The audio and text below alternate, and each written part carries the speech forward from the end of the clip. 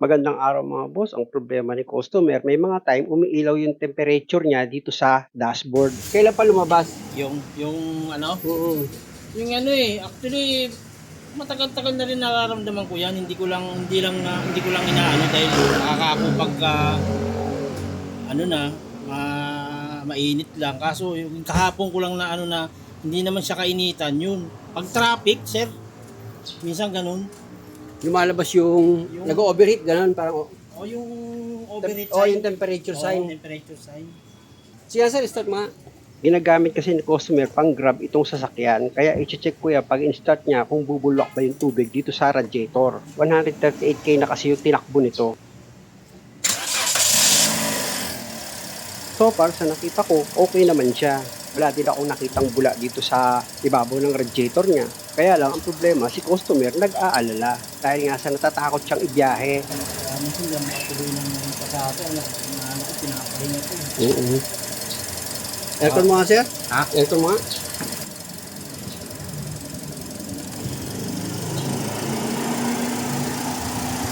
Sa nakita ko dito parang mabagal mag-response yung auxiliary fan niya. Tapos yung buga ng hangin mahina. Ulitin ko nga, pasikip ko yung aircon niya. Bakit mo ba, sir? Alam niyo mga boss, may mga naging experience ako sa mga ganitong ginagamit na pang grab eh. Minsan yung ang motor ng aux fan nila tumitigil o kaya humihina yung ikot. Kaya nga sa pinambabiyahe ito, syempre ikot ng ikot itong aux fan. Na minsan yung carbon nito, kung hindi man siya manipis, nag-i-stack up dahil sa marumi na yung loob. Bugain ko itong blade niya. Lalo kalog. Kasi aircon mo ulit.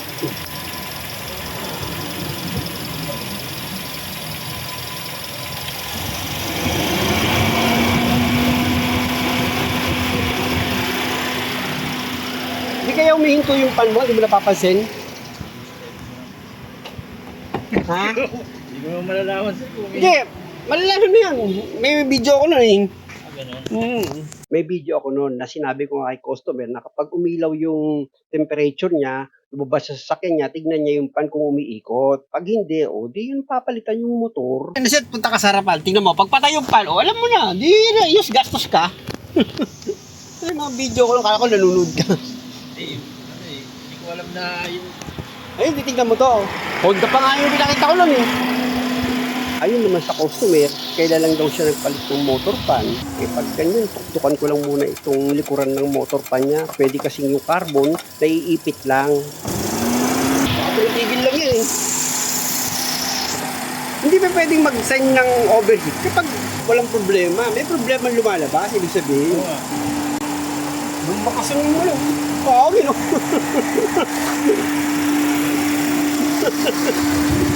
Bumakas yung hangin eh. Tingin ko dito, naiipit lang yung carbon kaya ng ibang ginagawa ko. Ayun talaga yung malakas na ikot niya, matino.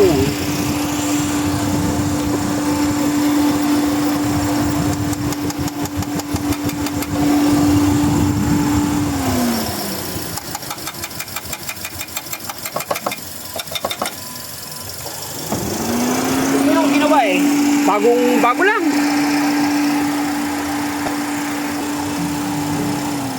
Oh, mabilis mag-automatic. Kasi mabilis mag-automatic.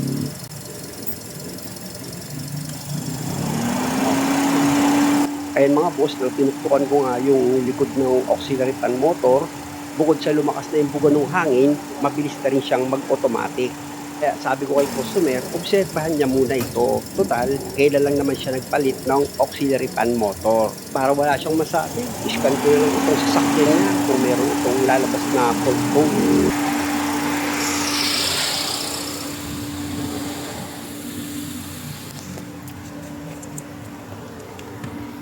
Sir, pakapatay makina, sir. Ayan kung patayin ko muna. Oo, patay aircon. Patay makina. Baligtad pala. Sa mainit. Sa pag-scan kasi mga busing, kailangan naka-on itong ignition niya. At para nga hindi nag-aalala si customer, i-scan ko na itong sasakyan niya para malaman namin kung meron itong fault code. Kasi nga before, meron daw itong naging problema sa makina pero pinapalitan niya lang daw ito ng spark plug. And mga bossing, kung makikita nyo, loading na siya. Kailangan kasi ipasok ko dito sa scanner ko itong detalye ng sasakyan para sigurado ako na yung ilalabas na fault code ditong scanner ay tama. Tingnan sir. Ayan ayan, ang makina mo, lalabas dito yan tingnan mo 1 NRFP, di ba? Tapos, punta tayo dito sa model ng sasakyan. Ayon nga kay customer, 2021 model daw ito. Pero yung kilometer reading itong sasakyan, umabot na siya ng 138K.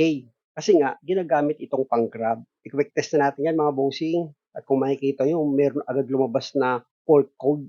Pero waiting pa rin tayo. Pwede kasing maglabas pa yan ng another na fault code. Kailangan kasi matapos natin yung 100% bago natin basahin yung lumabas na fault code. Ayan na.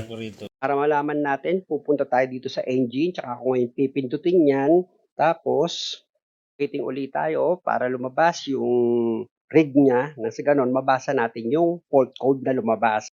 Pindutin ko ngayon itong read DTC. Ayan na mga bossing, reading fault code na siya. Maya-maya lang, mababasa na natin yung lumabas na fault code. Ayan na mga boss, ang lumabas, raw idling, pero napagawa na pala yan ni customer, yung P1605, kaya i-clear ko lang yan mga bossing, at kung makikita nyo, ang lumabas, clear fault code successfully. After pala mapagawa ni customer itong makina niya, hindi siya nagpa-scan, para nga ma-delete itong fault code na lumabas. Pero ngayon, na-delete na, kaya dapat okay na lalabas dyan. Okay na. Ayun nakita mo, hindi ka na, saan ka nakatingin? Punta tayo sa report para matuwa ka. Report. Engine. Okay na. At para maging kampante si customer nang sa ganun hindi siya nag-aalala, hinayaan ko lang munang naka-start itong makina niya para malaman ko nga kung titigil yung auxiliary fan motor. Yan kasi yung suspect ko. Kaya nga pinalo ko yung likuran nitong motor. Pwede kasing yung carbon niya naiipit lang kaya tumitigil itong motor. Siyempre pag ganun, iinit yung makina. Magpa-plus nyo yung temperature niya dito sa dashboard. 20 minutes na naka-start itong makina, so far okay naman. Tignan mo sir walang ka-pressure, ang lambot-lambot niya walang ka-pressure. Kaya nangyayari, nag-i-stack up lang talaga yung motor ng fan. Kaya malalaman mo, yan, tatanggalin ko yung takip, hindi bubulok ng malakas yan. Huwag kayong aalis dito tayo lang, para mapasok tayo. Kung may pressure yan, wala di ba? Kasi kung may pressure yan, Bubulok yan. Kapag ibig sabihin sir, talagang yung yung pan mo may problema. Baka nag-i-stack lang yun. Diba? Kaya, ganun ang gagawin mo. Pupukpukin mo lang. Tingnan mo, pag umikot siya, ayun na, mag-ready ka na ng pera mo para palitan. Diba? Get mo ko sir, nandiyan mo ko Kasi kung may pressure yan, titigas to. Dito mo, ayan ang lambot-lambot Kaya yun lang ang ginalaw ko Pinalo ko lang, lumakas yung hangin diba? At dahil sa hindi naman umilaw yung temperature niya dito sa dashboard, sabi ko kay customer na mag-road test na tayo. At saka sabi mo sir, parang hirap humila. Maramdaman natin ngayon, diba? Sir? Maramdaman natin ngayon? Sana. Ba't ganon? Kaliwa tayo, kanan. Kaliwa. Pag nag-uusap pa lang tayo, ang dami yung problema, pero pag dito na, puro sana na. Hindi na kayo sigurado. Iba kang pagkasama ka na, ako parang Natatakot na. hindi natatakot, hindi nga mawala ng takot dahil kasama ka Magloko pa ka na, magloko siya. Nandito ka, alam mo kasi kami gumagamit mga lang yung alam naming ipaliwanag Ganito gagawin mo sir, just na nag-ano siya, tinuro ko sa'yo, silipin mo kung tumigil. Pag tumigil sir, alam mo na, motor lang yun, nag-i-stack up. Opo, kasi kung sa ibang mo gagawin, nakapapalitan isang buo yan. Yun nga nakikita ko sa sabi ko, ito na yata yung dahil ako yung pagpagawa nito, nakakaipon lang ako pagka kasi nagagrab ako wala man akong budget talagang Pero mas maganda na rin, at least kasi sa iba, parang kasa na rin kasi yung iba lumalabas Sino? Yung ibang mga manggagawa. Turo dito, turo doon Turo dito, turo doon. At least natututo pa sa'yo, di ba? Ito mo yun, hindi pa tayo totally nakita ng nanonood lang ako. Yun, nakikita ko na yung pinanonood ko At least pag meron akong gustong gawin, babalikan ko lang yung video mo. Oo. Hindi, kaya nga tinuturo ko lang sa'yo yung gagawin mo sa susunod eh, di ba? Na kapag nag-ilaw dyan yung temperature, silipin mo yung motor kung nakatigil. Pag nakatigil, di yung motor may problema. Hindi siya nag-function. Hindi siya nag-function. Di ba? Nag-i-stack up yung motor. Kasi, meron akong video niya na pinakita eh. Sabi ng customer, sabi ko paluin mo yung motor. Nung pinalo niya, umikot. Andyan ang problema sa motor. Nung pinalitan ng motor, di tapos na yung problema. Pero motor lang ang papalitan ha. Yung iba kasi buong auxiliary. Yun ang nakakakaba sa iba. Nakakatakot eh. Di ba? Oo. Kasi yung budget mo na... Kaya nga, tumatawag sa akin yung customer, Ray, ba't ganun buong auxiliary pa yung pinapakita sa akin kasama yung hélice tsaka yung bahay, di ba motor lang? Yun. Sabi ko, wag umalis ka na dyan pag ganyan ang usapan. Motor lang sinabi kong pinabibigay sa yung buong auxiliary. Tapos 18 mil. Sabi ko, grabe nung... Sa init na to, hindi siya mag-o-obes. Ang init-init niyan. Kahapon nga sir, nagtatako, nag-traffic lang. Hindi naman kainitan. Hindi nga tumigil nga sir yun. Maniwala ka sa akin Hindi, sir. naniniwala naman ako. Kaya paniwala Maniwala ko ka rin sa akin. Sabi ko, Tumigil yung motor mo. Kaya kahit na malamig, tumigil yung motor. Maniwala ka sa akin. Hindi sir, ikaw ko naman ibig idinigil sabihin sir, marumi na yun. Oo. Kasi ginagamit mo itong pang-grab eh. Kaya nga. Kasi sir, kung hindi ko yun na-experience, hindi ko, sabi nga nung customer sa akin, sir, ba't ganun? Umuulan naman, nag-overheat, tumaas yung temperature ko, tignan yung baka tumigil yung pan. Tulad niya, yung pag-road test natin, ay kung hindi matake yan, tapos yun na talaga yun. Pupunta ka, tingnan mo kung nakatigil. Babalikin ko sa'yo rito ulit. Pwede naman bumalik ka, pero tignan mo nga yun kung nakatigil eh. Nagiget mo ba ako, sir? Nagigit ko. Pero just in case, nasa malayo ka, alam mo gagawin mo. Pag tumigil yung pan, ano gagawin mo? Ayun. Pag gumana siya, matik, andun ang problema. Tama, Tapos yung sinasabi kong yung hirap, ayun nga, connected yun. Pag nagkakaroon ng high pressure, connected yun. Wala yun dun sa mga katulad ng mga ginagawa minsan na naglilinis ka ng mga wala sir, wala.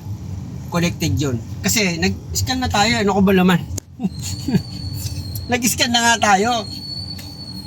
Ririnig ko lagi yun eh, Diba? mas airflow. Lalabas yun sir. May lalabas yan ng fault code eh. Wala lumalabas ng fault code eh. Huwag ka munang pumunta sir, huwag ka mag-a-advance lagi, mapapagastos ka yan. Pag loko-loko mekaniko, sabihin sa'yo, sir, tama ka sir. Tama ka po. May mga po pa yun. Tama ka po. Baka nandiyan ang problema, gawin po natin. Pero bawat gagawin, nakalista yun, di ba? Babayaran mo yun. Kaya huwag ka muna mag-advance. Baka nagkakaroon siya ng high pressure. Kasi sabi mo, lumalabas yung temperature di ba? Pag umiinit, nahihirapan tumakbo. Gaya na sinabi pang isa, hindi naman siya mainit, pero biglang umaangat yung temperature, di ba? Baka pwedeng yung yung auxiliary fan, tumitigil. Ayun doon ka muna magsimula, ibig kong sabihin. Huwag yung pupunta ka agad kung saan napanood mo sa mga sensor na ginawa ko. Iba yung problema nun, hindi kayo pare-parehas. Kasi hindi ako naghahatol ng kung ano yung tinuturo-turo kong sira, hindi ako ganun. Kung ano lang yung nakita kong sira, yun lang ang tinuturo ko. Sir, ang problema.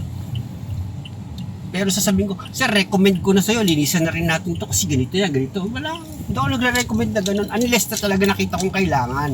Ito, diba? sir, ano nakikita mo rito? Yun, kung malulugi ka na naman dahil wala kang kita, dahil ito, nagpapagawa ka, yun ang nakikita ko sa'yo. Tama, mali. Tama. Kita mo? At least, sir, panatag na ako sa na nakita kong may ganun. Kasi kahit yung paghirap ng hatak, pwede rin yung nag-high pressure yung makina mo, kaya nahihirapang humatak. Kasi sa'yo na rin nanggaling, kahit hindi mainit yung panahon, umaangat yung temperature. Possible, yung auxiliary fan, yung motor, tumitigil, di ba? Kasi pinanggagrab mo nga itong sasakyan. Kaya nangyayari yun. Sobrang takbo ka ng takbo di ba? Hindi naman katulad ng mga private. Pagdating sa opisina, naka-stack na yun. Ilan na tinakbo nito, sir? 130. Kita mo, 130 ito. Tapos naghasamantala yung iba, 50 lang yung tinakbo. Nasisira auxiliary fan nila eh. Ikaw pa, naka 100 plus. At dahil sa hindi naman nag-flash yung temperature niya dito sa dashboard at hindi ko naman nakitaan ng high pressure dito sa radiator hose, sabi ko kay customer, obserbahan niya lang muna itong auxiliary fan motor at naituro ko naman na sa kanya kung ano yung dapat gawin. Sabi niya nga, i-chat niya ako pag umilaw yung temperature dito sa dashboard. Pero sa 2 araw na lumipas, wala naman siyang chat. Siguro okay na. Kasi nga, nung pinalo ko yung likuran ng motor, lumakas yung buga ng hangin. Muli mga boss, hanggang dito lang muna. At sana sa bawat video na ginagawa ko, nakakakuha kayo ng idea. At kung okay lang naman sa inyo, pasubscribe na rin itong channel ko. Maraming salamat!